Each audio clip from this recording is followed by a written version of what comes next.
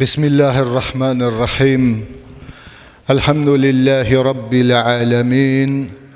Vessalatu vesselamu ala seyyidina habibi kulubina şefi'i zunubina Ebil Qasim Muhammed. Allahümme salli.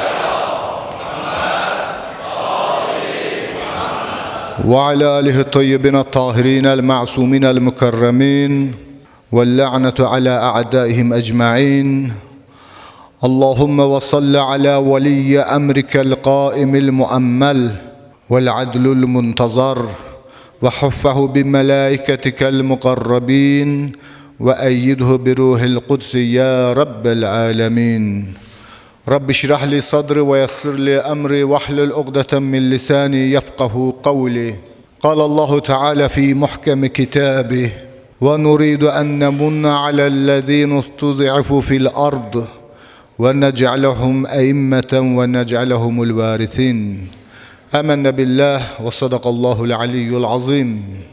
Aziz müminler, bu gece en mübarek gecelerden biridir. Bu gecenin mevludu, zamanenin imamı, əsrin sultanı, Hazreti Mehdi Accelallahu Teala Ferecehu Şerif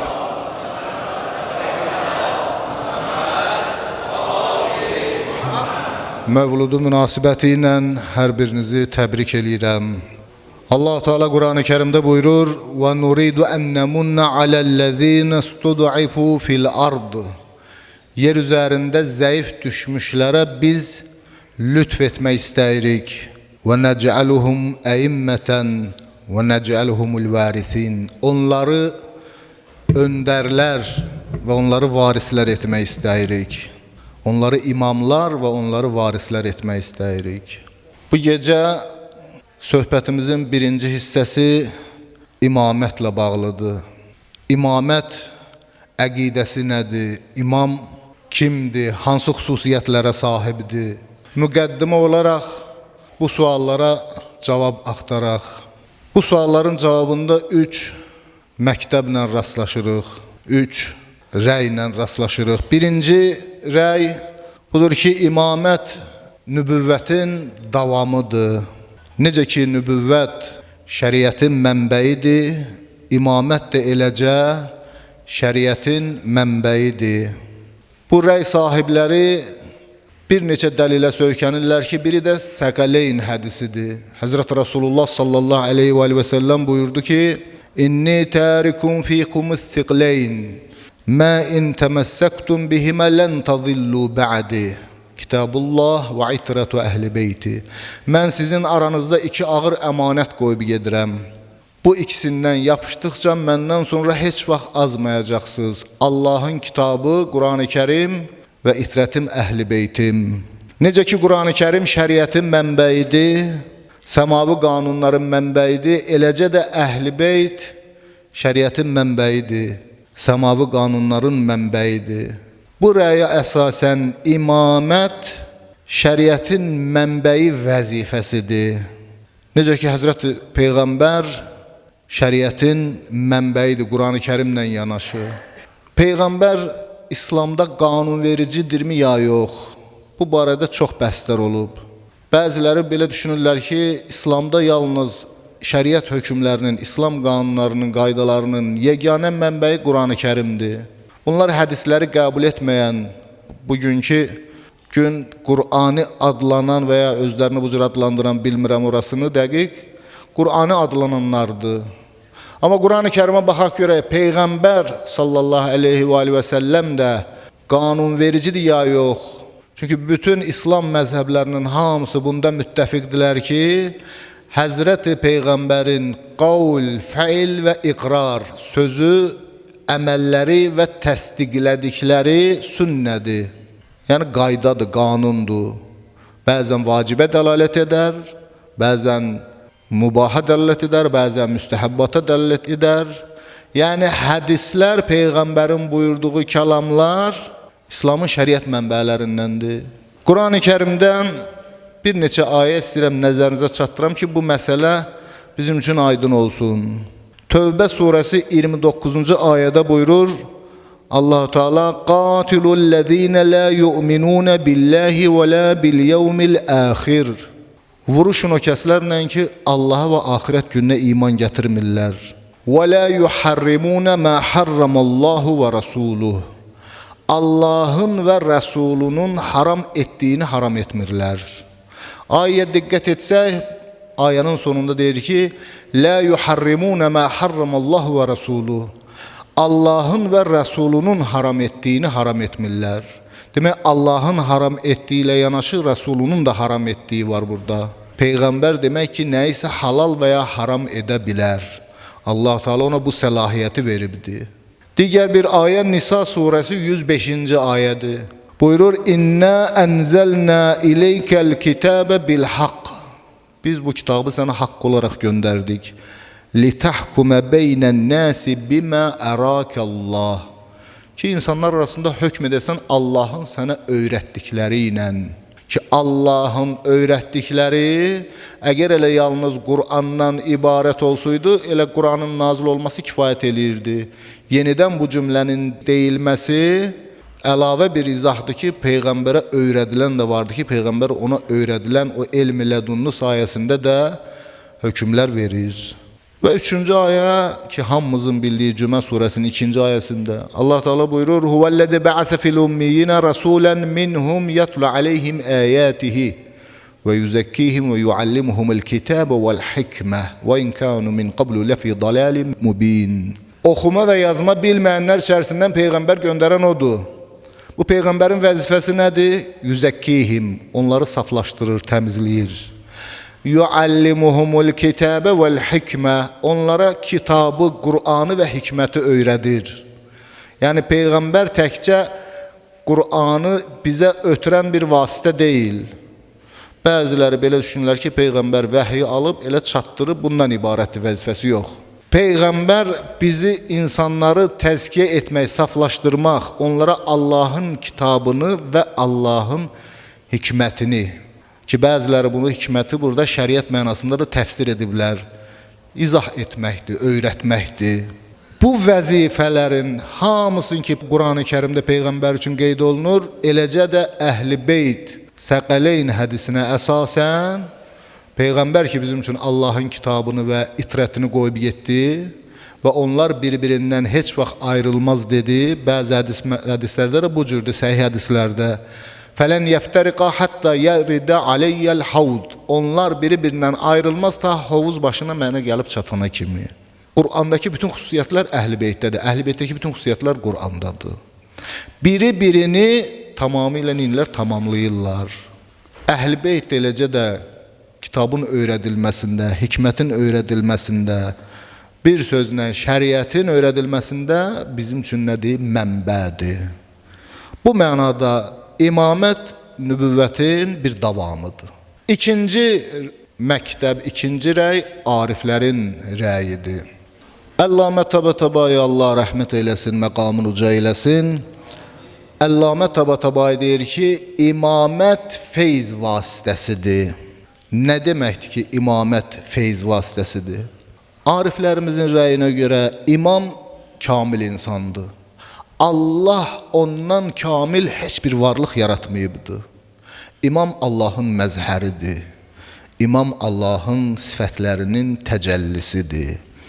İmam Allahın kamilliklərini əks etdirən bir güzgüdür. Və imamət feyz vasitəsidir.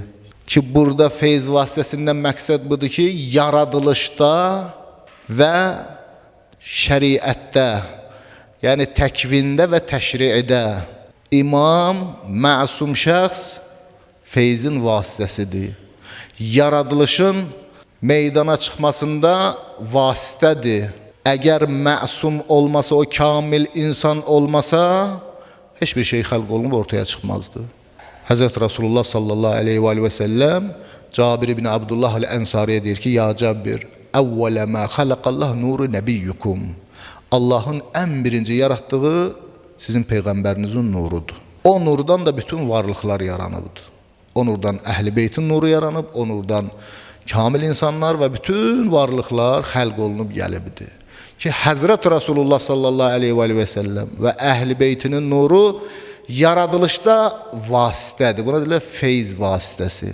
Eyni zamanda da təşrii məsələlərdə, hidayət məsələlərində də imam, yəni məsum şəxs vasitədir.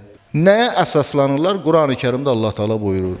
Səcdə surəsi 24-cü ayədə və cəəlnəhum əimmətən yəhdunə bi əmrinə ləmmə sabaru və kənu bi əyətinə yuqinun.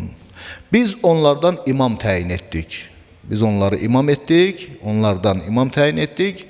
Yəhdunə bi əmrinə, bizim əmrimizlə hidayət edirlər. Ləmmə sabaru və kənu bi əyətinə yuqinun. O vaxt ki, səbr etdilər və ayələrimizə yəqin gətirmişdilər. Allahın əmri ilə hidayət etdilər. Ki, burada əmirdən məqsəd mələkuti əmirdir, səmavi əmirdir. İmamın elə bir qüdrəti var ki, imam ətrafa hidayət yayır. Hidayət nuru səpəliyir sanki. Şeytan Allahın düşmənidir. İblis Allahın düşmənidir. Quran-ı Kərimdə də Yasin surəsində oxuyuruq biz bunu. Ki, bəni Adəm, mən sizə demədim ki, şeytan mənim düşmənimdir. Şeytan Allahın düşmənidir, amma bu ilə yanaşı Allah iblisə elə bir qüdrət verib ki, insanları azdıra bilir. Bəşər övladının qəlbinə vəsvəsə edə bilir. Allah ona belə bir qüdrəti veribdir. Quranda oxuyuruq. Bismillahirrahmanirrahim. Qul əuzu bi rabbin nas, malikin nas, ilahin nas. Min şerril vesvasil xannas ellezî yuvesvisu fi sudurin nas minel cinneti ven nas. Allah'a sığınırıq. İnsanların ilahına sığınırıq. İnsanların sahibine sığınırıq. Nədən sığınırıq? Min şerril vesvasil xannas. Xannasdan. O xannas nədir? Quran deyir, yuvesvisu fi sudurin nas. O ki, insanların qəlblərinə vəsvəsə salır. Zəlalət vəsvəsəsi, zəlalətin üslublarını, zəlalətin yollarını insana ötürür, insana ətrafına yayır, bir səpəliyir. Minəl cinnəti və nas, cinlərdən və insanlardan da həvzdə o vəsvəsə eləyən. Eləcə də imam bunun əksi olaraq belə bir qüdrətə sahibdir ki, Allahın əmri ilə hidayət edir, ətrafına hidayət səpəliyir. Möminlərin qəlbinə hidayət nuru saçır. Ona tərəf gələnləri, onunla qarşılaşanları hidayət eləyir. Və bu hidayətdən bir xüsusi bir incəlik də var. Yəhdunə bi əmrinə. Bizim əmrimizlə hidayət edərlər. Quran-ı Kərimdə Allahın əmri sözünə, ifadəsinə baxsaq, İnnəmə əmruhu izə əradə şeyənən yəqulu ləhu kun fəyəkun. Allahın əmri elədir ki, bir şey istədikdə ona ol deyər, o da olar. İlahi əmirdə olmamaq yoxdur. Mümkün deyil ki, olmasın, əksi baş versin. İmamın hidayəti bu növ hidayətdəndir ki, bu nəticə tamamilə doğacaqdır, baş verəcəkdir. Mümkün deyil ki, zəlalət baş versin. İmamın hidayəti insanı məqsədə çatdıran hidayətdir. Təkcə yolu göstərməkdən ibarət deyil.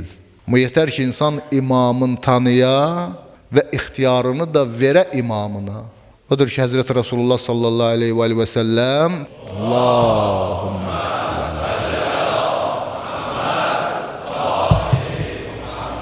Həzrət Rasulullah Əbu Zərə deyir ki, Əbu Zər görsən ki, insanlar hamısı bir tərəfdədir. Əli ibn Əbi Talib başqa bir tərəfdədir, Əlinin getdiyi yolla get. O səni zəlalətə salmaz, hidayətdən, haqdan çıxartmaz. İmam hidayəti mətləbə, məqsədə çatdıran hidayəti ki, Allah imama bax belə bir qüdrət bəxş eləyibdir.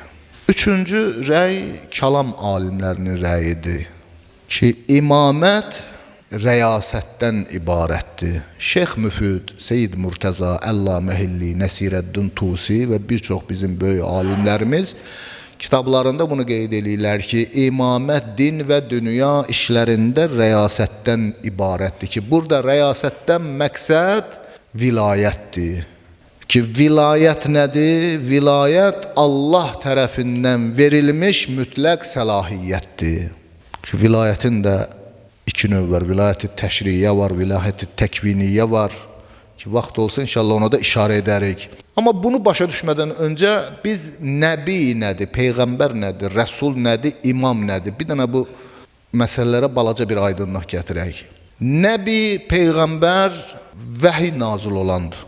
Peyğəmbər o kəsdir ki, vəhiy gəlir ona. Allah Qurani Kərimdə buyurur: "Və mə kana li bəşərin an yukallimahullahu illa vahyan aw min vara'i hicabin aw yursila rasulan feyuhi bi iznih ma yasha." Allah heç bir bəşərlə danışmaz illa yalnız. Nə cür danışar? İlla vahyan, vəhy yolu ilə danışar. Aw min vara'i hicabin və ya örtük arxasından danışar. Aw yursila rasulan ya da bir elçi göndərər feyuhi bi iznihi ma yasha. O da Allahın istədiyini, Allahın izni ilə vəhy eləyər, ilham eləyər. Ki bu ayəyə əsasən vəhyin biz 3 növün əldə eləyirik. Birincisi nədir? İlhamdır. İlla vahyan. İkincisi nədir? Min vara hicab. Örtük arxasından. Yəni Allah bir səs yaradır və Peyğəmbər o səsi eşidir. Necə ki Həzrət Musa əleyhissalam gəlirdi əhli-əyalı ilə. Müqəddəs Tuva vadisinə çatanda nə dedi? Dedi, umkusu inne ənəstü nərən. Dayanım, mən bir alov gördüm. Gedim o alovdan bir şölə gətirim, biz yol tapaq. Elə ki, yaxınlaşdıra oradan səs gəldi. Ki, ey Musa, inni ənəllahu la iləhə illə ənə. Mən özümdən başqa heç bir ilah olmayan Allaham. Av yursilə rasulən, ya da ki, Allah bir mələk göndərir. Cəbrail əleyhissalamı Peyğəmbərə göndərir. Rəsul isə o kəsdir ki, Allah ona kitab verib və eyni zamanda risalətlə göndərilib, bir dinlə göndərilib. Allah Teala buyurur: "Laqad arsalna rusulana bil bayyinat." Biz öz peyğəmbərlərimizi açıq-aşkar dəlillərlə göndərdik və enzelna ma'humul kitaba vel mizan. Onlarla yanaşı kitab və mizan, haqq tərəzi endirdik. Liyaqumen nasu bil qist. İnsanlar ədalətə riayət etsinlər. Hər bir rəsulun kitabı var, şəriəti var. Nuh əleyhissalam, İbrahim əleyhissalam, Musa əleyhissalam, İsa əleyhissalam və Muhammed sallallahu aleyhi və səlləm.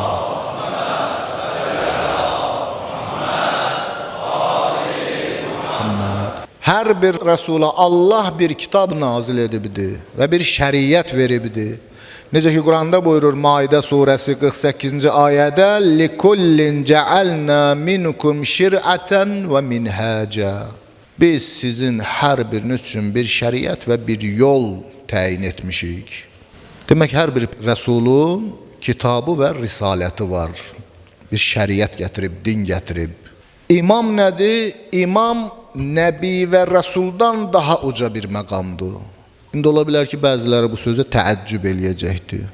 Həzrət Muhammed, Allahümmə salli alə Muhammed və ali Muhammed. Həm nəbidir, həm rəsuldur, həm də imamdır. Çünki biz dedik ki, imamdan məqsəd nədir? Vilayət sahibi, əmr sahibi, ixtiyar sahibi. İbrahim əleyhissalam imam idi. Həzrət Musa əleyhissalam da eyni zamanda imamdır. İsa əleyhissalam da eyni zamanda imamdır. İmamət, nübüvvət və risalət üçü bir nəfərdə cəm ola bilər. Həm vəhy qəbul eləyir. Bizdə nəbi nədir? Vəhy qəbul edən. Rəsul nədir? Risalət sahibi, kitab nazil olan. Həzrət Rasulullah həm vəhy gəlir, həm kitab nazil olub, həm də nədir? Vilayət sahibidir ki, bunu indi izah edəcəyik, vilayət sahibindən məqsəd nədir? Bəzən olur ki, insan yalnız nəbidir, nə rəsuldur, nə imamdır. Məsələn, Harun əleyhissalam, Musa peyğəmbərlə eyni zamanda peyğəmbərdir, nəbidir, amma Həzrət Musaya tabidir. Və bəzən də olur ki, insan nə peyğəmbərdir, nə rəsuldur, amma nədir? İmamdır. Ki, bizim əhl-i beyt imamlarımız, etiqad bəslədiyimiz əhl-i beyt imamları.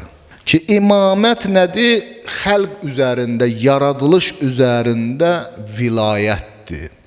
İxtiyar sahibidir. Hər birimiz üzərində, hər bir varlıq üzərində. Allah Qurani Kərimdə buyurur: "Ən-nəbiyyə əvlə bil-mu'mininə min ənfusihim." Peyğəmbər möminlərə onların canlarından daha üstündür. Peyğəmbər bizə bizim canımızdan da, malımızdan da, sahib olduğumuz hər şeydən üstündür. Yəni nə deməkdir? Əvləviyyət Peyğəmbərə məxsusdur. Peyğəmbər bizim barəmizdə nə hökm versə, keçərlidir. Bu səlahiyyəti Allah ona verib. Allah Quranda buyurur ki, Peyğəmbər möminlərə onların canlarından daha üstündür. Ona görə də Həzrət Rasulullah qədruxumda nə dedi? Dedi, Ələstü əvlə bikum min ənfusikum. Ey möminlər, mən sizə canlarınızdan daha üstün deyiləmmi? Yəni sizin üzərinizdə mənim vilayətim, səlahiyyətim, ixtiyar sahibi olma haqqım yoxdurmu? Qalu bələ, hamısı dedi, bəli, şübhəsiz ya Rasulallah. Sən bizə canımızdan daha üstünsən. Sən bizim ixtiyar sahibimizsən. Vəlimiz bu anlamdadır. Vilayət təbii ki, əsalətən Allaha məxsusdur. Zatən Allaha məxsusdur. Allah bu vilayəti bir peyğəmbərinə və ya bir imamına bəxş eləyə bilir. Və Allah burada deyir ki, Ən-nəbi əvlə bil-mü'mininə min ənfusihim. Peyğəmbər möminlər onların canlarından da daha üstündür. Və Peyğəmbər də qədrxunda möminlərdən soruşur ki, möminlər, mən sizlərə canınızdan daha üstün deyiləmmi? Yəni, mən sizin vəliniz deyiləmmi? İxtiyar sahibiniz deyiləmmi? Hamısı ki, bəli dedi. Ondan sonra Həzrət Rasulullah nə buyurdu? Dedi, mən kuntu mevla fəhəzə aliyyun mevla. Mən kimin mövlasıyamsa, Əli də onun mövlasıdır.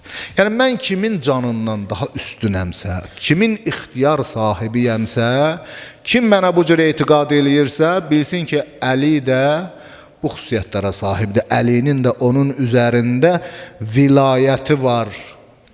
Tam ixtiyar sahibi var. İmam demək nədir? Din və dünya işlərində vəlidir, ixtiyar sahibidir. Bəqərə surəsi 124-cü ayədə Allah Teala Həzrəti İbrahim əleyhissalama buyurur ki, və ibtələ İbrahimə rabbuhu bi kəlimətin. Rəbbi İbrahimi sınaqlara çəkdi. Fəətəmməhun. İbrahim Peyğəmbərdən inədi, bütün sınaqları tamamladı. Bax, bunun nə vaxt baş verib? Bu o vaxt baş verib ki, Həzrəti İbrahim əleyhissalam Peyğəmbərdir, rəsuldur, nəbidir, rəsuldur, sınaqlara çəkilib, alovun içinə atılıb, ölkəsindən çıxıb gedib, oğlu İsmail dünyaya gəlib, aparıb İsmaillə Hacəri Məkkənin çöllüyündə əkin biçin olmayan susuz bir yerdə qoyub tərk eləyib gəlib, sonra İsmail böyüyüb, hədd-i bulğa çatıb, ilahi əmr gəlib, aparıb Minada onu qurban kəsmək sınağı ilə qarşılaşıb. Bütün bu sınaqlardan keçir. Sınaqlardan keçirsə Allah onu mükafatlandırmalıdır da. وَاِذْ اِبْتَلَ İbrahimə رَبُّهُ بِكَلِمَاتٍ. Rəbbi İbrahimi sınaqlara çəkdi. فَأَتَمَّهُنَّ. İbrahim hamısını tamamladı. Mükafat nədir? Allah belə mükafat verdi. قَالَ اِنِّ جَعِلُكَ لِلنَّاسِ إِمَامًا. Dedi, mən səni insanlara imam təyin etdim. Əgər bu imamət ki, Allah İbrahim Peyğəmbəri üçün təyin eləyib, əgər bu nübüvvət məqamından aşağı olsaydı, risalət məqamından aşağı olsaydı, bu mükafat deyil. Məsələn, döyüşdə bir hərbiçi qəhrəmanlıq göstərib. İndi onu mükafatlandırmaq istəyirik. Əgər onun rütbəsi nədirsə, ondan aşağı rütbə versək, bu mükafat deyil, bu cəzadır. Eyni rütbəni versək, bu ələ salmaq üzr istəyirəm. Adam elə həmin rütbədədir də. Mükafat o vaxt olar ki, bunun rütbəsini qaldırarsan. Allah Teala Həzrəti İbrahim əleyhissalamı sınaqlara çəkir, imtihanlara çəkir, bütün imtihanları tamamlayır. Sonunda deyir ki, inni cailukə linnəsi imamə, səni insanlara imam təyin etdim. Demək ki, nədir? Bir mükafat verdi və bu mükafat əvvəlki mənsəblərindən, vəzifələrindən daha üstün olmalıdır. Və Həzrət İbrahim əleyhissalam bu məqamın böyüklüyünü gördüyü üçün nə dedi? Qalə və min zürriyyəti. Zürriyyəti üçün də istədi. Öz nəsli övladları üçün də bunu istədi ki, bu məqama çatsınlar. Allah buyurdu, lə yenəli əhdiyəz zalimin. Mənim bu əhdim zalimlərə nail olmaz, zalimlərə çatmaz. İmam Baqir əleyhissalamdan belə bir hədis nəql olunur ki, İmam Baqir əleyhissalam buyurur ki, Allah İbrahimi Peyğəmbər seçmədən öncə özünə qul seçdi. Yəni, İbrahim öncə Allaha qul oldu. Qul olduqdan sonra nəbi ola bildi. Übudiyyət məqamına insan çatmasa, heç vaxt nəbi ola bilməz, nübüvvətə çata bilməz. Bu məqamlar elə-belə verilmir ha insana. İmamət, nübüvvət, risalət, Allah bunu elə körtəbi şəkildə verməyib. Necə ki, biz وَجَعَلْنَا مِنْهُمْ أَيِّمَّةً يَهْدُونَ بِأَمْرِنَا, onlardan imamlar təyin etdik, bizim əmrimizlə hidayət edərlər. Bu imamət onlara elə-belə verilməmişdir. لَمَّا صَبَرُوا وَكَانُوا بِآيَاتِنَا يُوقِنُونَ. O vaxt ki, onlar səbr etdilər və bizim ayələrimizə yəqin gətirdilər. Səbrin ən yüksək zirvəsi və yəqinin ən son mərhələsinə çatmış bir insanlardır. Quran-ı Kərimdə bir ayə var, çox gözəl şəkildə bu məsələni Allah bizim üçün bəyan edir. Allahu a'lamu haythu yec'alu risalətə. Allah öz risalətini harda qərar verəcəyini bilir. ki bu şəxslər bu kamilliyə çata biləcəklər və özlərini o zirvəyə yetişdirə biləcəklər. Allah da onları öncədən bildiyi üçün onları da seçmişdir. İmam buyurur ki, İnnallaha ittəxəzə İbrahimə abdən qablə ən yettəxizəhu nəbiyyə. Allah Həzrəti İbrahimi peyğəmbər olmadan öncə özünə qul seçdi. Öncə İbrahim qul ola bildi. Namazda nə deyirik? Əşhədü ənə Muhammədən abduhu və rasuluhu. Allahumma salli alə Muhammed və ali Muhammed. Öncə şəhadət verir peyğəmbərin qul olmasına, sonra rəsul olmasına şəhadət verir. Übudiyyət çox böyük bir gövhərdir. Bütün sirlər bunun içərisindədir. İnsan qul ola bilməsə, insan heç bir məqama gəlib çatamaz. Ona görə İmam Cəfər Sadiq əleyhissalam buyurur ki, Əl-ubudiyyəti cəvhərətün kunhuhər rububiyyə. Übudiyyət elə bir gövhərdir ki, onun nüvəsi tam mərkəzi rububiyyətdir. Rububiyyətdə gizli qalan bütün sirlər übudiyyətdə aşkar olur. İlahi sirlər übudiyyətin içərisindədir. Sonra buyurur ki, Allah İbrahimi rəsul seçmədən öncə onu özünə nəbi seçdi.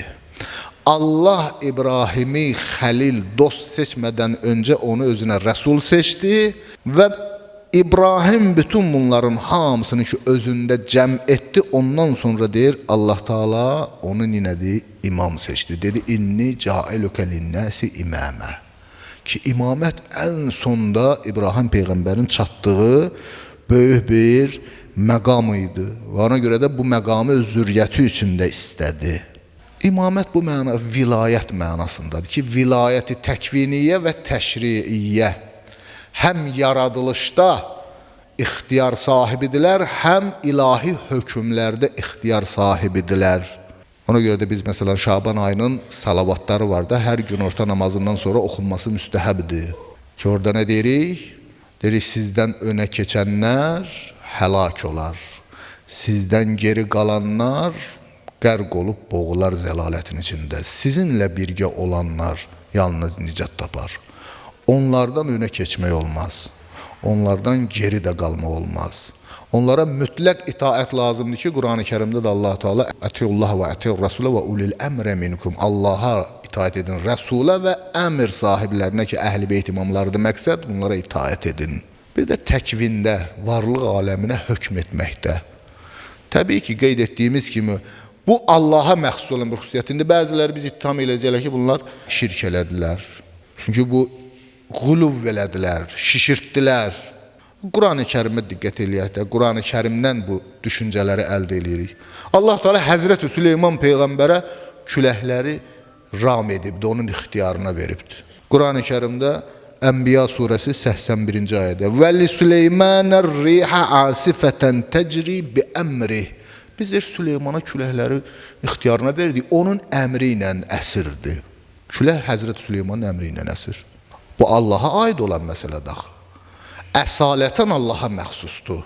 Amma Allah bunu Süleymana müstəqil şəkildə vermir və Həzrət Süleyman da bunu müstəqil şəkildə edə bilməz. Çünki məxluqdur. Allahın izni ilə bunlar edə bilir. Allahın ona bəxş etdiyi qüdrət sayəsində bunu əldə edə bilir. Həzrəti İsa əleyhissalam Ənni əxluqu ləkum minət-tini kəhəyət-t-tayr. Mən sizə palçıqdan quşun formasını, surətini düzəldərəm. Fəənfuxu fihi, ona üfürərəm, fəyəkunu tayrən bi iznillah. Allahın izni ilə dönüb quş olar, canlı varlığa çevrilər. Uhyil mevtə bi iznillah. Ölüləri dirildərəm Allahın izni ilə. Ölü diriltmək Allah sifətidir. Ehya sifəti Allaha məxsusdur. İsa əleyhissalam bu sifəti gəlib çatıb bir məqama ki, Allah bu sifəti ona bəxş eləyibdir. Allahın ehya sifəti Allahın vəlisində təcəlli eləyibdir. İndi bunlar Peyğəmbərdir, yaxşı. Həzrəti Süleyman Bilqis əhvalatı var Qur'an-ı Kərimdə Nəml surəsindədir. Orada Süleyman ətrafındakilara deyir ki, o Bilqisin Yəməndəki taxt-tacını kim gətirə bilər bura? Özü bura gəlməmişdən öncə. Qalə ifritun minəl cin.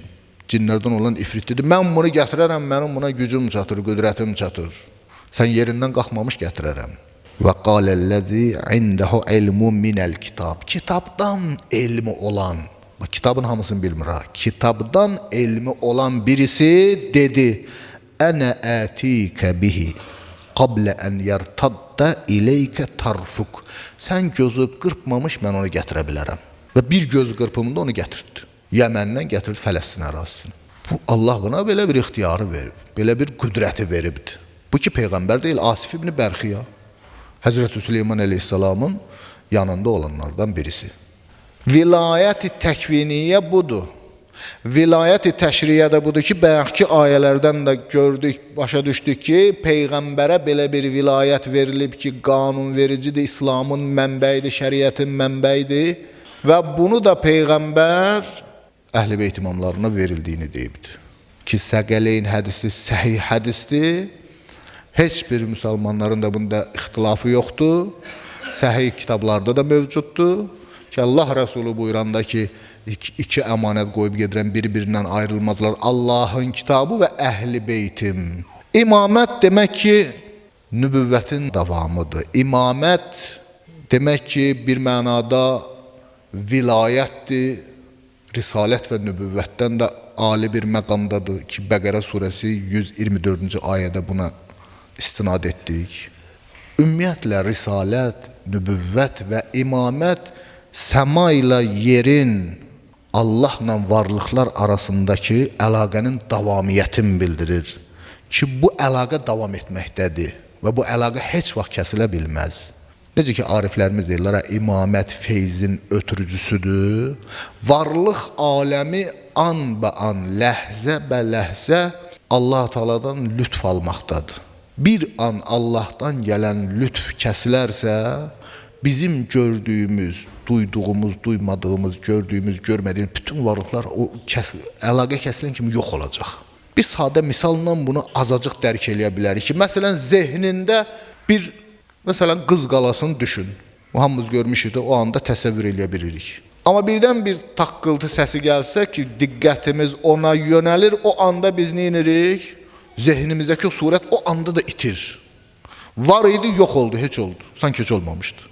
Bir an diqqətimizi yayındıran kimi itir də zehnimizdə, həmin təsəvvür. Allah Teala bir ləhzə ki, bunu heç bir zaman biçimi yoxdur, biz bunu ölçək ki, lütfünü kəssə, var olan yox olacaq. An ba an bu lütf gəlməkdədir və bu lütf Peyğəmbər və Əhl-i Beytinin nurani varlıqları vasitəsilə ötürülür bütün varlıqlara. Biz İmamiyyə şiyələri 12 imama ki inanırıq, Həzrət Rasulullah sallallahu aleyhi və səlləmdən sonra 12 imamın varlığına inanırıq. 12 imamın ki Peyğəmbərdən sonra bu dinin mənbəyidirlər, İslam şəriətinin mənbəyidirlər. Onların üzərimizdə, xəlq üzərində, bütün varlıqlar üzərində vilayət, səlahiyyət haqqı var, ixtiyar haqqı var, mütləq şəkildə. Səhih Buxaridə belə bir hədis var. Bu hədis Səhih Müslimdə də var. Əhməd ibn Həmməl də nəql eləyib. Ki, hədis nəql olunur Cabir ibn Sumrədən. Deyir ki, Peyğəmbərin belə buyurduğunu eşitdim. Yəkuni 12 əmirən, 12 əmir olacaqdır. Sonra bir söz dedi, mən o sözü eşitmədim. Atam mənə dedi ki, Peyğəmbər belə dedi, dedi, kulluhum min Qureyş. Onların hamısı Qureyşdəndir. Bu məzmunda çox hədis var ki, onların çoxunda ortaq cəhətlər nədir? Rasulullah buyurur ki, hamısı Qureyşdəndir. La yazalul İslamu azizən, İslam əziz olacaq, izzətli olacaq ta 12 dənə xəlifə gəlib gedənə kimi. La yazalid dinu zahirən, bu din həmişə aşkar olacaq, zahir olacaq. 12 imam gəlib, xəlifə gəlib gedənə kimi, əmir gəlib gedənə kimi, xəlifə gəlib keçənə kimi ki, bunlar axtarsaq, araşdırsaq, bu hədisin real aləmdə tətbiqini tapaq, bu hədis yalnız və yalnız bizim etiqad bəslədiyimiz 12 imama şamildir. Nə Əməvi xəlifələrinə şamildir, nə Əbbasi xəlifələrinə şamildir, nə də ki, Raşidi xəlifələri deyirlərsə, 4 dənəsini hesab edirlərsə, onlara da şamil olmur ki, Həzrət Rasulullah 12 əmirdən, 12 xəlifədən və 12 imamdan danışır. Bugün, bu gecə həmin 12-ci imamımızın Mövlud gecəsidir. Bu gecə ümumiyyətlə fəzilətli bir gecədir. Müsəlmanların əksəriyyəti bu gecəni fəzilətli gecə hesab edirlər. Bəzilər bu gecəni bəraət gecəsi adlandırırlar. İmam Baqir əleyhissalamdan soruşdular Şabanın 15-ci gecəsi barəsində, fəziləti barəsində. Buyurdu ki, Qədir gecəsindən sonra ən üstün gecədir. Allah həmin gecədə, yəni bu gecə öz bəndələrinə məğfirət lütf edər, onları bağışlayar. Bu gecə Allaha yaxınlaşmaq üçün çalışın. Deyir, bu gecə elə bir gecədir ki, Allah özü özünə söz verib, öz-özündən əhd bağlayıb ki, bu gecə bəndə günah istəmədikcə Allah onun duasını geri qaytarmayacaq. Günah istəmədikcə Allah deyir, onun duasını rədd etməyəcəkdir. Və bu gecənin əzəmətini artıran hadisələrdən biri də zamanəmizin imamı, əsrimizin sultanı Həzrəti Məhdiyəl Muntəzər Allahümme salli alə Muhammed və ali Muhammed ki, bu gecənin sübhünə yaxın bir zamanda hicrətin 255-ci ildə dünyaya gəlibdi. İmam Məhdi düşüncəsi təkcə İslami düşüncə deyil. Bütün müxtəlif dinlər, müxtəlif məzhəblər, müxtəlif məktəblərin hamısının arzularının ünvanıdır xilaskar düşüncəsi. Xilaskar düşüncəsi bütün məktəblərdə olubdur. Bütün dinlərdə var. Xristiyanlarda da var, Yahudilikdə də var. Hər bir dində, hər bir cərəyanda olubdur, xilaskar düşüncəsi olubdur. Çünki bu insanın fitrətindən gələn bir məsələdir ki, insan oğlu bu ümiddə olub ki, bir gün yer üzərində ədalət bərqərar olacaq. Məzlumların haqqı zalimlərdən alınacaq. Buna hər bir insan inanıbdır. Və İslam dini əslində bu inancı insanların tələbatını ödəyəcək, insanların arzularını ödəyəcək bir formada ifadə edib bizə çatdırır. İmam Məhdi Əcəlallahu Teala Fərəcəhü Şərif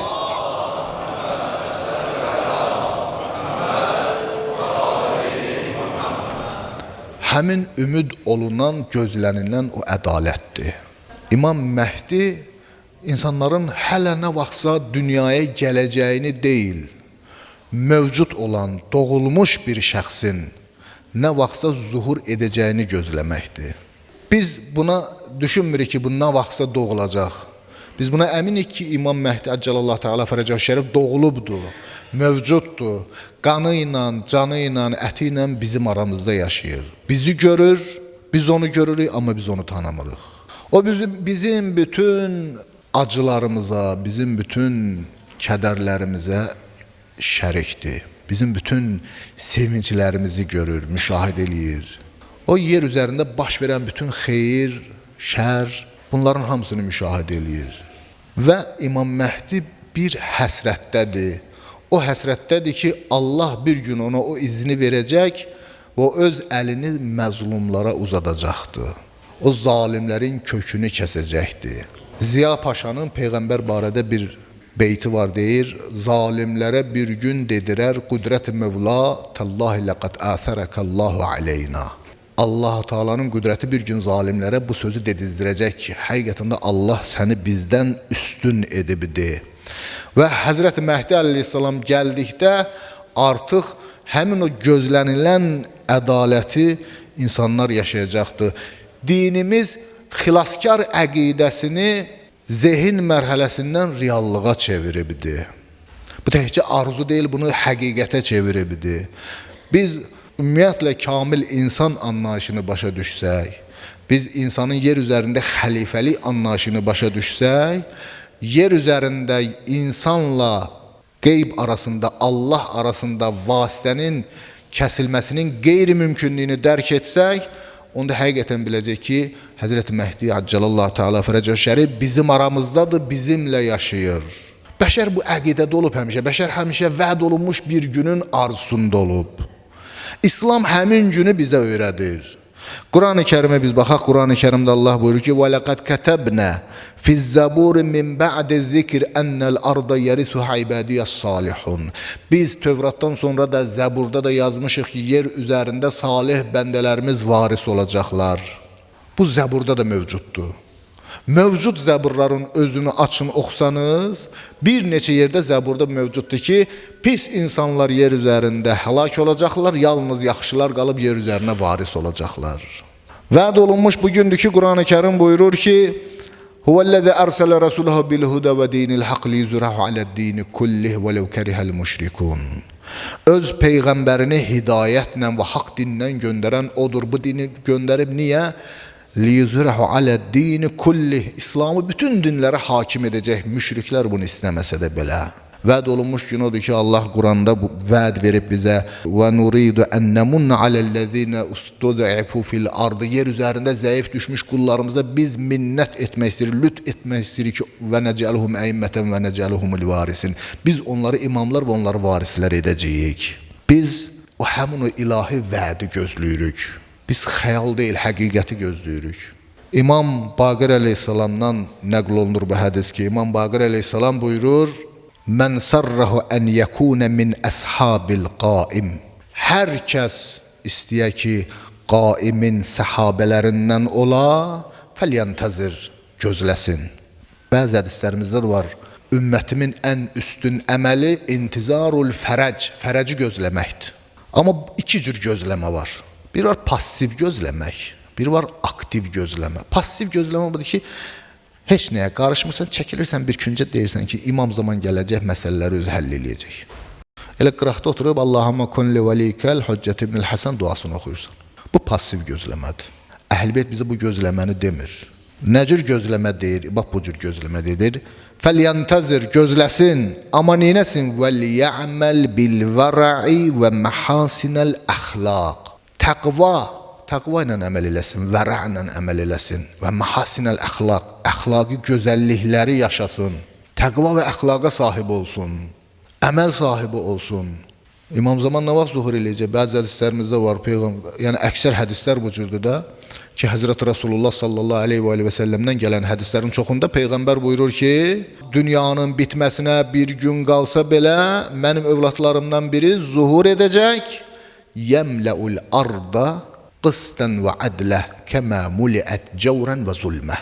Yer üzəri zülmlə, fəsadla dolduğu kimi onu ədalətlə, düzgünlüklə bərqərar edəcək. Yer üzəri fəsadla dolacaq, zülmlə dolacaq. İmam deyir ki, sən o dönəmdə zülm və fəsad əhlindən olma ginən, sən təqva əhli ol ginən, sən gözəl əxlaqı dəyərlərə sahib ol ginən. Fəlyantazir və liya'məl bil-vər'a və məhasinəl əxlaq və huvə muntazir. Və bu halda gözləsin. Fəin mətə və qaməl qaim. Əgər ölsə və qaim də zuhur eləsə, kənə ləhu min misli əcri mən ədrəkəhu. Onun mükafatı bilsin nə qədərdir? Onun mükafatı, o şəxsin mükafatı qədərdir ki, o qaimlə bir yerdə olubdur. Elə bil ki, imam zuhur eləyib və sonun yanında olmusan. Əgər bu cür gözləyənlərdən olsaq, bu cür intizar əhli olsaq ki, təqva və əxlaqı dəyərlərə sahib olaq, o zaman ölsək belə zuhurdan öncə Allah bizə o qədər mükafat verəcək ki, biz sanki ola qaimin yanındakılarıq. İmam Zaman ağanın zuhurunda onun yanında olan yar-ı ənsarındanıq. Vantaziru fəciddu, buyurur ki, ciddi olun, gözlüyün. Həniyən ləkum eyyətuhəl isabətül mərhumə. Deyir, ey rəhm olunmuş dəstəsiz, xoş sizin halınıza. Biz həmin o vəd olunmuş günə çox yaxınıq. Bəlkə də bilmirəm, bu təsadüfdür, yoxsa elə bunda da bir hikmət var. Quran-ı Kərimdə Həzrət Nuh barəsində danışılır da bilirsiniz. Və Quran-ı Kərimdə Nuh barəsində Allah Teala buyurur ki, qövmünün içərisində 1000 ildən 50 il əskik qaldı. Yəni, ən az hədd budur ki, 950 il qövmünün içində yaşadı. Quran-ı Kərim bizim üçün aksiomadır. Subuta ehtiyacı olmayan məsələdir. Yəni, buna etiqad bəsləmişik. Bizim müqəddəs kitabımızda bütün müsəlmanlar bunda şəküp eləyənməzlər. Allah Quran-ı Kərimdə aşkarcasına buyurur ki, qövmündə qaldı 1000 ildən 50 ilkən. Adi insanın ömründən çox uzun bir ömürdür. İmam Zaman ağada hicrətin 255-ci ilindəki dünyaya gəlib, bugün hicrətin 1447-ci illidir, 1200 illik bir zaman kəsiyidir, uzun bir ömürdür. Adi insanın ömründən çox uzundur. Niyə? Bu uzun ömür nə üçündür? Nuh Peyğəmbər nə iş gördü? İnsan sivilizasiyasının möhtəvasını fəsaddan tamamilə bir anlığa boşaltdı. Bir anlığa dəyişdi cəmiyyəti. Nəyin vasitəsilə? Baş verən tufanın vasitəsilə. Dedi, ilahi, bunlara mən nə qədər dua etsəm də, bunları çağırsam da, bunlar yenə küfürlərindədirlər. Bunlar elə kafir doğub törüyürlər, artırırlar. Gəlmirlər, hidayət olmurlar. Allah Teala tufanı göndərdi ki, Həzrət Nuh Peyğəmbər ki, insanlar artıq hidayət olmadılar, öz zülümlərində, fəsadlarında, cahiliyyətlərində neynədilər, donub qaldılar. Allah Teala bəlanı göndərdi. Tufan bütün pislərin hamısını məhv etdi. Aləmi yenidən qurdu Nuh Peyğəmbər. Sivilizasiyanı yenidən qurdu. İmam Məhdinin də missiyası budur. Ki, İmam Məhdi Əcəlallah Teala Fərəcəhu Şərifdə gələcək yer üzəri ki, fəsadla dolacaq, o fəsadı tamamilə yer üzərindən dəf edəcəkdir. İnsan sivilizasiyasının möhtəvasından onu çıxardıb atacaqdır. İnsanlar artıq gözəl əxlaqi dəyərlərlə zinətlənəcəkdir. İnsan ilahi dəyərlərlə yaşayacaqdır. Bu necə olacaqdır? Bu uzun ömür məsələsində bunu da qeyd edeyim. Bilirsiniz ki, Peyğəmbərlərin həyatlarında, Allah hüccətlərinin həyatlarında, bəzilərində həyatlarının qorunması üçün müəyyən möcüzələr baş verib. İbrahim əleyhissalam atırlar alovun içinə mancanaqla. Normalda yanmalıdır. Oddur, od o qədər böyükdür ki, adamı mancanaqla tullayırlar odun içinə. Çünki yaxın gələnmirlər özləri alova. İbrahim Peyğəmbər də bizim kimi ətdən və dəridən və sümükdən biyoloji varlığı bizdən fərqlənmir. Yanmalıdır. Amma Allah nə buyurdu? Ya nərkunu bərdən və sələmən ələ İbrahim. Ey od, İbrahim üçün salam, salamat və sərin ol. Səbəb nəticə qanunu var da. Səbəb nəticə qanunu od varsa, yanan material varsa, yanma baş verməlidir. Allah-u Teala bunu bizə bildirmək istəyir ki, heç bir səbəb müstəqil şəkildə nəticəni doğurmur. Bunu biləsiniz. Səbəblər səbəbi Allahdır. Od yandırırsa ona yandırma gücünü verən Allahdır. Elm sadəcə olaraq odla yanaşı yanma da baş verir. Bu ikisinin arasındakı səbəbin həqiqəti nədir biz bilmirik. Heç bunu elmdə izah eləmir ki, səbəbin həqiqəti nədir. Allah Teala izin verməsə heç bir səbəb nəticəni doğurmaz. Allah qoyduğu qanunlar var təbiətdə ki, hər bir şey öz səbəbi ilə baş verər. İbrahim Peyğəmbərin missiyası bitməmişdi. Hələ İbrahim Peyğəmbər işlər görməlidir. İbrahim Peyğəmbər İsmaili dünyaya gətirməlidir. İbrahim Peyğəmbər gedib Kəbəni tikməlidir. Həccin əsaslarını qoymalıdır. Peyğəmbərin missiyası bitmədiyi üçün Allah onun həyatını aradan aparacaq bütün səbəblərin Allah iradə ilə qarşısını alır. Heç bir səbəb onun həyatını əlindən alanmaz. İmam Zaman Ağanın missiyası var. Bu missiya nədir? Zamanın axırında zuhur edib zülm və fəsadla dolmuş yer üzünü ədalətlə, düzgünlüklə bərqərar eləsin. Ona görə də Allah Teala bu uzun müddət hələ nə qədər uzanacaqsa, bu müddət uzanacaq. Bilən Allahdır, zuhur üçün vaxt təyin olunmaz. Amma böyük bir sınaqdır, böyük bir imtihandır. İmam Cəfər Sadiq əleyhissalam buyurur ki, o qədər qeyb uzun çəkəcək ki, bəzi inansızlar belə dönəcəklər. Deyəcəklər ki, hələkə fi vadin sələk. Hansısa bir getdiyi bir vadidə həlak oldu, getdi. Allah bizi o insanlardan qərar verməsin inşallah.